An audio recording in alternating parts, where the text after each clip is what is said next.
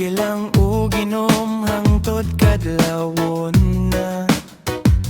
Apan kada buntag problema ang sugat. Kay ang bulsa walay sulod, utang ang tanan. Manghulam sa silingan, mangayo sa ginikanan. Ang sweldo mawala sa usa ka gabi ilang. Unya mo ingon pag yun nga bisyo raman ni. Apan ang pamilya maoy nagsakripisyo pirmi. Huna-huna sa makadaghan, ayaw padala sa kalipay lang. Ang kinabuhi dili puro lingaw, responsibilidad ang masangay unahon. Wala kay katungod magbisyo, kung wala kay pampalit.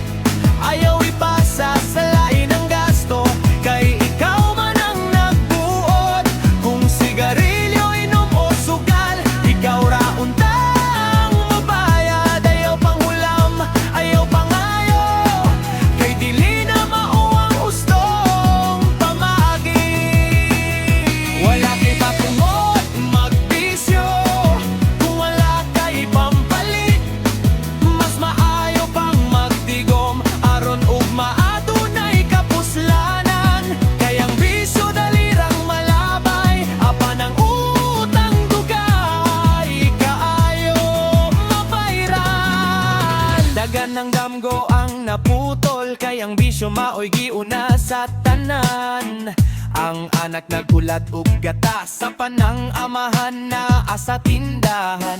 Ang asawa nagsigig antos, nagpangita paagi aron makakaon. Samtang ang kwarta giusik-usik sa mga butang nga walay kapuslanan. Dili sala ang malingaw, usahay kun kabalo lang sa limitasyon. Mas nindot ang kinabuhi nga malinawon, kung unahon ang pamilya ug kaugmaon. Ang tinuod nga kusgan, dili ka nang kusog magbisyo, kun dili ang kabalo mo ingon sakto na panahon na sa pagbag-o. Wala kay katungod magbisyo, kung wala kay pampalit.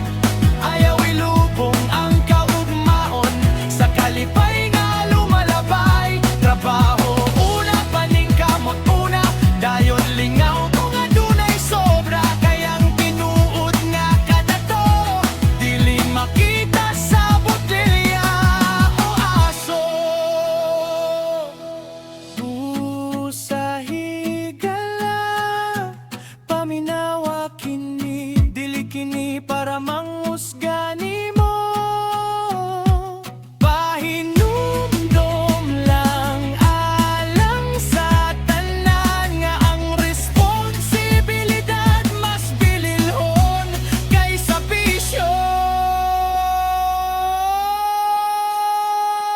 Wala kay katungod magbisyo, kung wala kay pampalit. Unaha ang pamilya, unaha ang kaugmaon, kay mao ka na ang labing maayong desisyon. Wala kay katungod magbisyo,